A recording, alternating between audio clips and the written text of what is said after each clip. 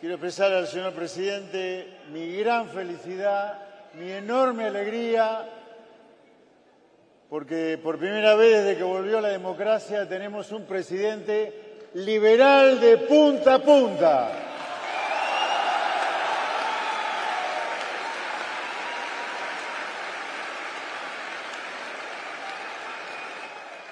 Nunca desde el año 83 había ocurrido este fenómeno. Tener un presidente, insisto, abiertamente liberal es un momento de una enorme felicidad para mí, que un amigo personal sea presidente y liberal. En segundo lugar, antes de empezar con el libro, gracias Javier por haberme permitido estar aquí contigo esta noche tan especial. Gracias por el lugar que me has dado en el gobierno. Gracias a tu equipo de trabajo que me ha dado ese lugar. Gracias. ¿Puedo contar una anécdota? Contá, sí, sí. Hay muchas anécdotas. Hay muchas. Cuando yo empecé a incursionar en la televisión, bueno, a mí me encantaba el estilo del profe Espert, siempre tan suave, más áspero que una lija. Y en ese contexto tenía una participación un poco áspera en televisión. Me llama, sí. Me llama entonces el profesor Juan Carlos de Pablo, me invita a cenar, a almorzar. Entonces me dice, escúchame una cosa, si vas a hacer cosas como la de anoche, me dice, te vas a quedar más solo que Adán en el Día de la Madre, porque vas a ser expert con peluca. Me salió bárbaro. ¡Vamos! ¡Vamos!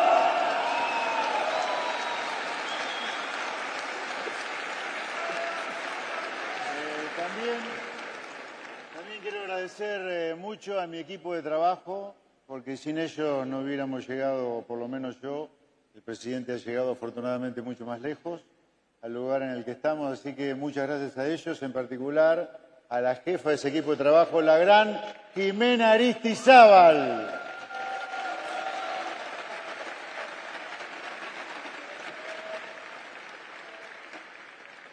Bueno, y ahora entrando en el libro, vamos al libro. Ponele. Te felicito por el libro. Gracias. Está bueno, es muy desafiante. Y yo empezaría por preguntarte, tutearte, ¿no? Dale, profe. Pensando en capitalismo, socialismo y la trampa neoclásica, el capitalismo tiene un solo lugar, no tiene demasiados lugares en el mundo. Y en ese sentido, tu gobierno, nuestro gobierno, ha puesto a la Argentina en otro lugar. Contanos un poco de ese lugar en el cual vos has estado pensando cuando escribías, que es el lugar por el cual has andado transitando en el mundo últimamente. Bueno, básicamente cuando uno revisa la evidencia empírica es que aquellos países que son más libres tienen un PBI per cápita 12 veces más grande, tiene 25 veces menos de pobres en el formato estándar, tiene 50 veces menos de pobres en el formato extremo, la calidad de vida es 16, la cantidad de años de vida es 16 años más larga, y además son sociedades que viven muchísimo mejor y que todo el tema de la distribución del ingreso, eso tampoco, representa un problema, porque, por ejemplo, aquellos que viven en el decil más bajo de los países libres están mejor que más del 90% de la población de los países reprimidos, con un ingreso per cápita que casi triplica al del ingreso per cápita de los países reprimidos en el decil más bajo, ¿no? En ese sentido, o sea, el más bajo de los ricos respecto del promedio de los reprimidos. Y en ese contexto, por lo tanto, la única salida es la libertad. Con ese criterio nosotros apuntamos a ser el país con mayor libertad económica en el mundo. Para que más o menos se den una idea, ahora empezó a entrar en las andadas Irlanda, pero Irlanda, de ser el país más miserable de Europa, en 35 o 40 años pasó a tener un PBI per cápita 50% mayor que el de Estados Unidos. Y en ese criterio, lo que, por ejemplo, cuando nosotros mandamos la ley bases, digamos que la estamos peleando, y el DNU, que eran un conjunto de reformas estructurales, que dicho sea de paso, el otro día Martín Menem, que está acá, gracias Martín por venir,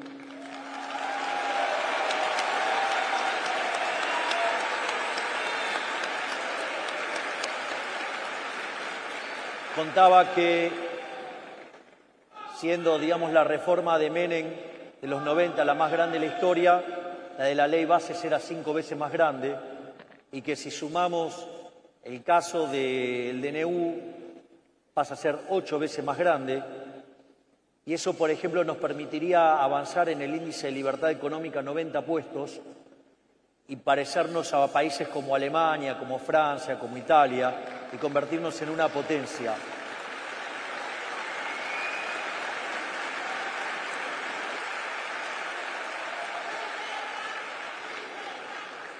Pero les cuento que como al doctor Sturzenegger y a mí esas cosas ahí en el medio no nos gustan, decidimos que vamos a hacer 4.000 reformas estructurales. Así que cuando terminemos esto van 3.000 más.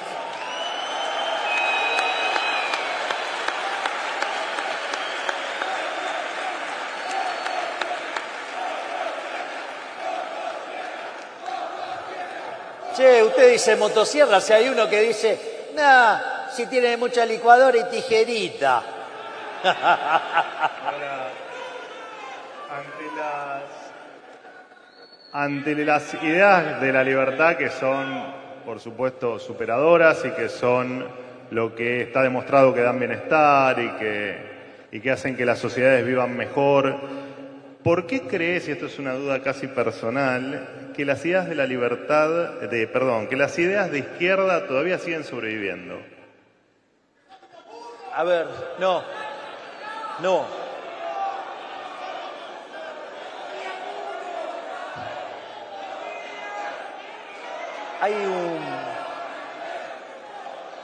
A mí me parece que es muy interesante el punto que vos haces, Manuel, y parte tenía que ver cómo me ganaba la vida antes de dedicarme a la política. Y es que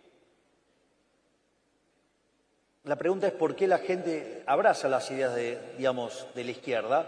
Pensemos que cuando Menger, Gibbons y Walras desarrollan la teoría subjetiva del valor, Marx no quiso publicar su segundo libro porque quedó derrotado intelectualmente. Es decir, el segundo libro, El Capital, se publica lo publica Engels con Marx muerto, y después publican también, el tercero es una colección de trabajos. Y en ese sentido, ya había sido derrotado el marxismo. Después vino un libro de Eugene von Baaberg que se llama La conclusión del sistema marxiano, donde básicamente demuestra que es un error. No solo eso, sino que después el socialismo es derrotado conceptualmente con la obra de Mises, Socialismo, de 1922, donde demuestra que como no se puede hacer cálculo económico, el socialismo finalmente va a tener que caer. Eso también es perfeccionado más tarde por Hayek en Camino de Servidumbre. Efectivamente, el socialismo fracasa, pero no fracasa cuando la gente cree que fracasó en el año 1989. El socialismo fracasó, el socialismo real, en el año 61, que fue cuando tuvieron que construir el maldito muro. Yo siempre le trato de comentar, hay una canción muy linda de un español que además era tenor. Lo que pasa es que en ese momento estaba Pavarotti, estaba Alfredo Kraus, Plácido Domingo, José Carrera, y el pobre Nino Bravo se fue a cantar melódico. Pero la canción Libre justamente cuenta la historia de Peter Fetcher, un chico de 18 años que cuando se paran queda del lado comunista y durante un año trata de elaborar su plan para huir, y justamente la historia cuenta de cómo los malditos comunistas lo asesinan por la espalda. Y hay una cosa que también es más grave, que Peter Fetcher no muere instantáneamente. Los malditos comunistas se lo llevan al medio de la plaza para que la gente lo viera agonizar y morir, para que supieran lo que se iba a pasar a aquellos que se querían escapar. Tienen 150 millones en el haber. Pero dicho esto, efectivamente después el socialismo cayó en el año 89 y ahí, digamos, los liberales cometimos el error de creer que el fin de la historia. Fukuyama.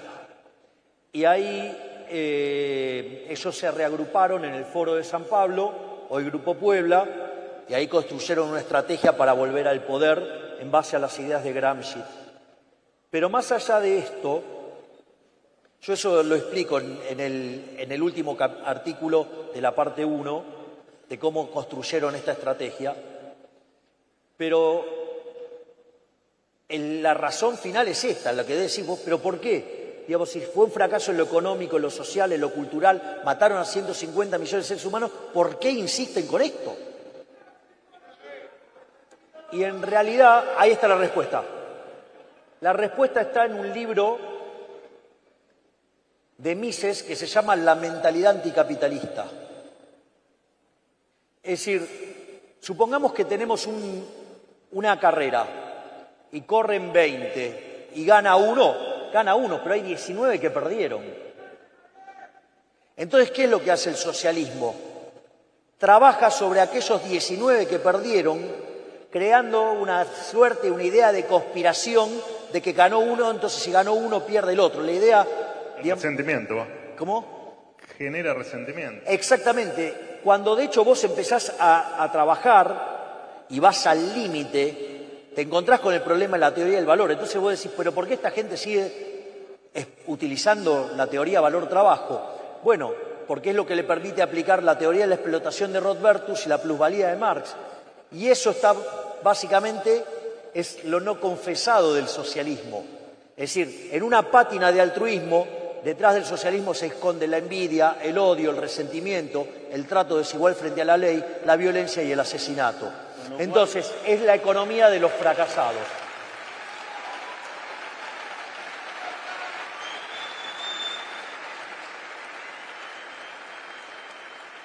Con lo cual, la evangelización y la lucha por las ideas de libertad no puede terminar nunca.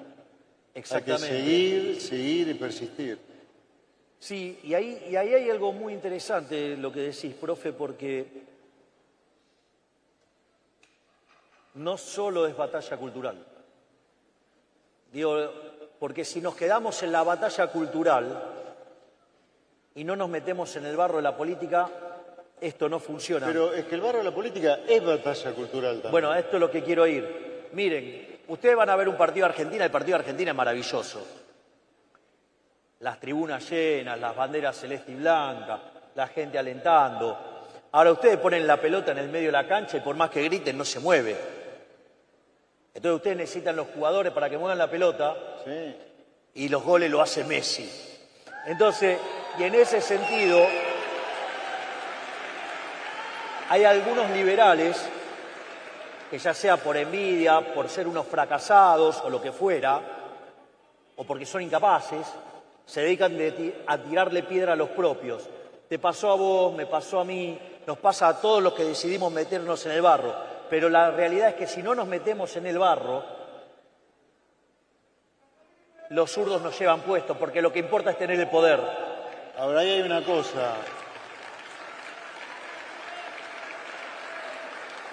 Como cuando vos decías los liberales que me pasó a mí, te pasó a vos, yo quiero decir frente a toda esta gran platea y los que nos están viendo del otro lado de la tele que en el 2019, cuando yo decidí ingresar a política y vos decidiste no, fuiste una persona muy constructiva siempre desde afuera de la política para con los que estábamos embarrándonos. Nunca hiciste vos lo que sí muchos hacen hoy contigo. Fuiste muy leal en ese sentido. Es cierto. estaría bueno que... Una de las cosas que, digo, yo valoro mucho de José Luis, que él fue quien se metió, digamos, en política. Muchos menospreciaron, y a vos te consta, porque esto yo te lo conté una vez, cuando yo decidí meterme en política, le dije, mira, esto es como las dinámicas exponenciales. Sí, cuando estábamos de gira. Sí. Las dinámicas exponenciales tienen la característica de que arrancan lento. Y ustedes lo ven y es como muy frustrante porque es lento y no lo ven despegar. 2019 fue un parto. Pero cuando aparece el punto de giro no lo pueden parar más. Y ese punto de giro fue el 2019. Fuiste vos, profe. Gracias, Gaby. Gracias, presidente. Gracias. Gracias. Igual a nosotros la fuerza del cielo nos metió un combustible enorme. No, es la exponencial. La fuerza del cielo es la exponencial. No hubiéramos llegado si no.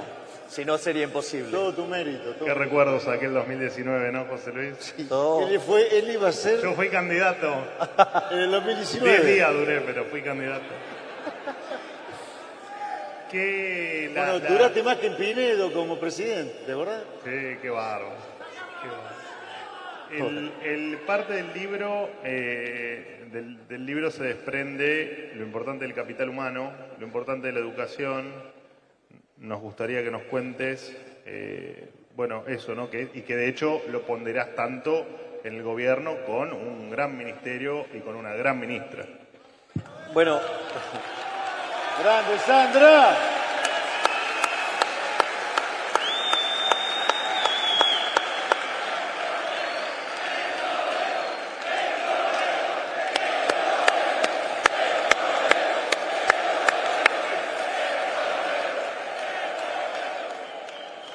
una de las cosas que cuando solo testea el modelo de crecimiento económico en el año 57, yo lo expliqué ahí, solamente logra explicar el 15% y todo lo demás era residuo. Y una de las cosas que le dice George Stigler, que era quien manejaba el Departamento de Economía de Chicago, es: lo que pasa es que te está faltando el capital humano. Y el capital humano, el que dijo esa frase estudió en Chicago.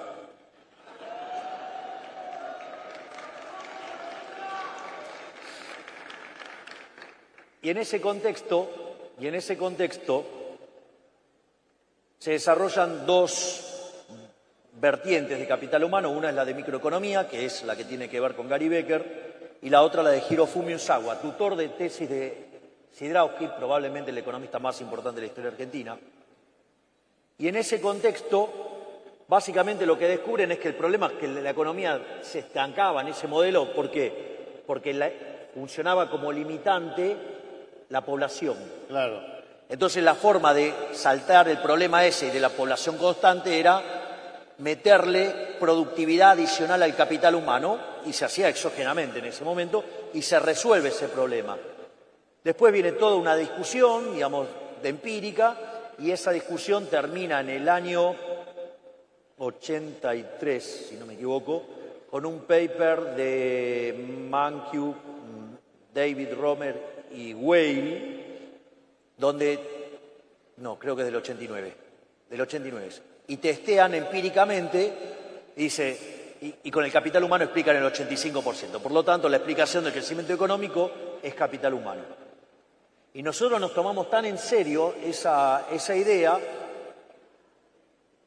que en lugar de tener Ministerio de Desarrollo Social, Bienestar Social, todas esos rótulos socialistas, decidimos crear el Ministerio de Capital Humano. Digamos que es el ministerio que tiene la licenciada Petovelo.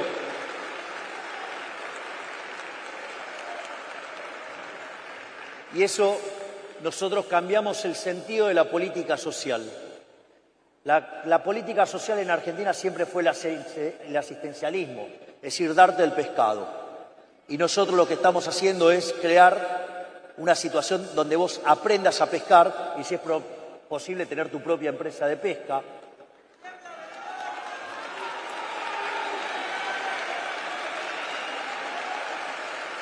Y ahora voy a pasar un dato de color, porque, digamos, tanto los kirchneristas como, digamos, allá en España me trataron de misógino.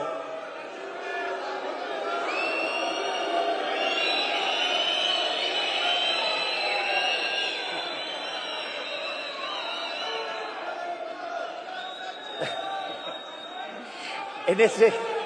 Está difícil hoy, ¿eh? Lo peor de todo es que tienen razón, muchachos. Pero digo, es interesante porque cuando ustedes miran la composición en términos porcentuales de participación de mujeres, nuestro gobierno es el que tiene la mayor participación de mujeres, que es el 37,5%. Digamos, la doctora Petovelo, la doctora Bullrich y la doctora Diana Mondino. Digamos, la secretaria de la presidencia, que es mi hermana, digamos que es mujer, o la vicepresidente, la doctora Victoria Villarruel.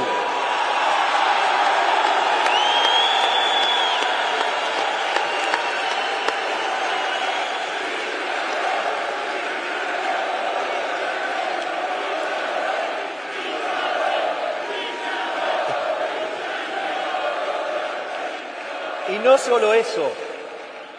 Ustedes, si recuerdan, nosotros llegamos con 16 ministerios y los llevamos a 8.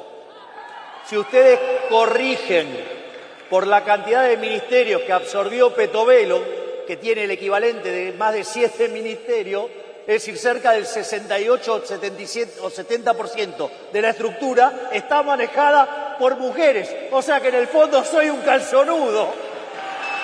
No.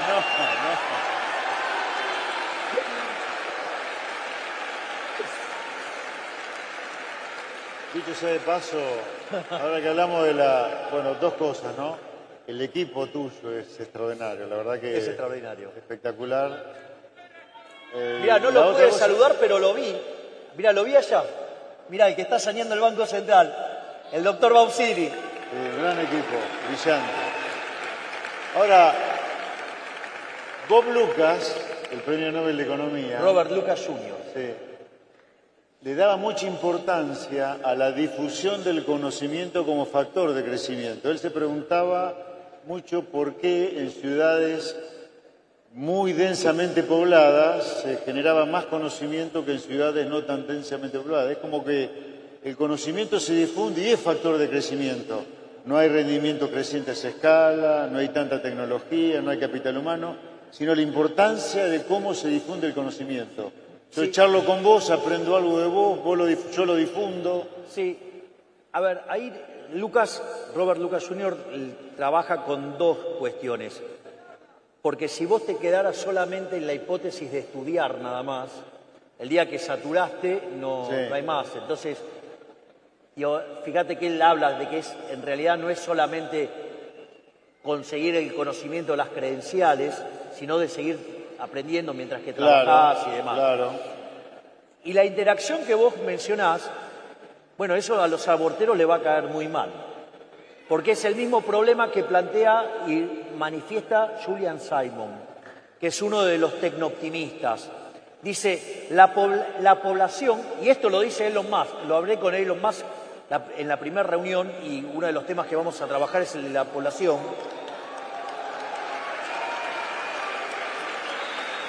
Y dice que el crecimiento de la población y el tamaño de la población genera bienestar. ¿Por qué? Porque en realidad cuando empieza a crecer la población te empiezan a aparecer problemas que antes no tenías. Eso se manifiesta en un cambio de precios relativos y deriva en progreso tecnológico. Es decir, que aparece el progreso tecnológico impulsado por la demanda. Y por otro lado, las chances de que vos tengas a Mozart en una población de 10 personas es mucho menor que si tuvieras una población de 1 millón.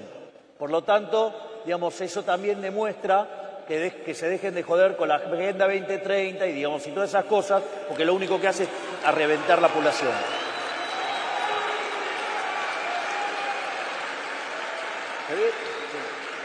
Dale. No, yo te conocí hace muchísimos años en el medio de la batalla cultural, allá en C5N. Increíble, pero real. Y la verdad es que la batalla cultural que llevaste adelante fue impresionante, a tal punto que hoy sos presidente de la Nación, digo, ¿no? Y que las ideas de la libertad están diagramando y diseñando y recorriendo el destino de la patria. ¿Por qué ahora el libro? ¿Qué razón hubo para que ahora se te ocurra seguir con el libro, con la batalla de las ideas e incansablemente seguir hacia adelante en la divulgación? Porque es divertido andar por el mundo dando batalla cultural. Ahí no voy a ser presidente del mundo. No, digamos, o sea, más allá de...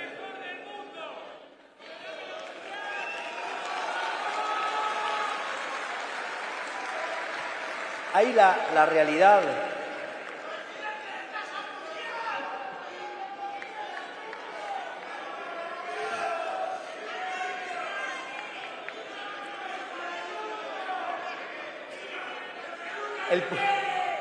Vamos, Presi, vamos.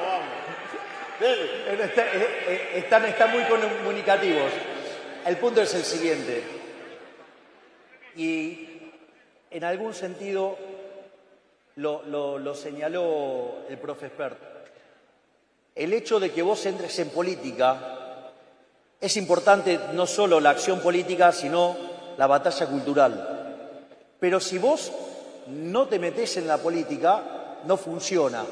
Pero si te metés en política y te convertís en un parásito de la política, tampoco funciona.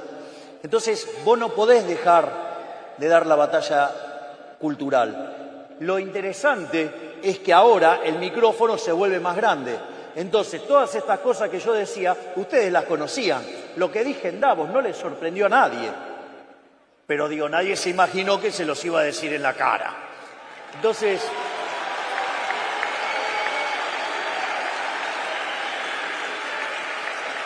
Lo que quiero decir, y para ir cerrando, es la batalla cultural hay que darla,